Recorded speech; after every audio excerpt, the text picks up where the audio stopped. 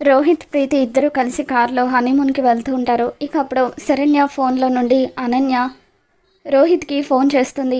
శరణ్యలాగా మాట్లాడి వాళ్ళు హనీమూన్కి వెళ్లకుండా చెడగొడుతుంది. ఇక దాంతో కాల్ లిస్ట్లో శరణ్య నెంబర్ నుండి ఫోన్ రావడంతోనే రోహిత్ హనీమూన్ క్యాన్సిల్ చేసుకుని ఇంటికి తీసుకొచ్చాడన్న విషయం తెలుసుకున్న ప్రీతి ఇంటికి వచ్చిన తర్వాత శరణ్య తమ హనీమూన్ని చెడగొట్టిందని గొడవ చేస్తూ ఉంటుంది.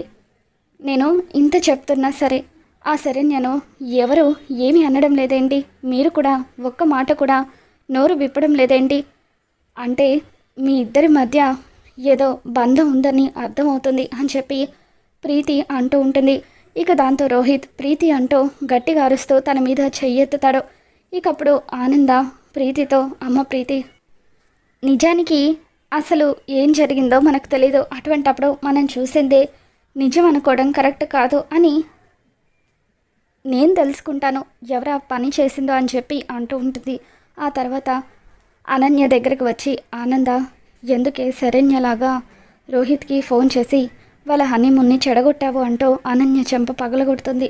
ఆ తర్వాత లీలావతి కూడా ఆనందతో కలిసి అనన్యకు క్లాస్ పీక్తూ, దీన్ని ఇలా కాదా ఆనంద, దీన్ని చంపేసి పెరట్లో పాతి పెట్టేద్దాము, అప్పుడు మనకి మనశ్శాంతి ఉంటుంది అని చెప్పి ఇద్దరూ కలిసి అనన్యను చంపడానికి దగ్గరికి వస్తూ ఉంటారు. అలా గొంతు నొక్కేయడానికి ఇద్దరు దగ్గరికి వస్తూ ఉంటే అనన్య ఎంతగానో భయపడిపోతూ, వద్దు వద్దు, నన్ను ఏం చేయొద్దు అని చెప్పి అరుస్తూ ఉంటుంది.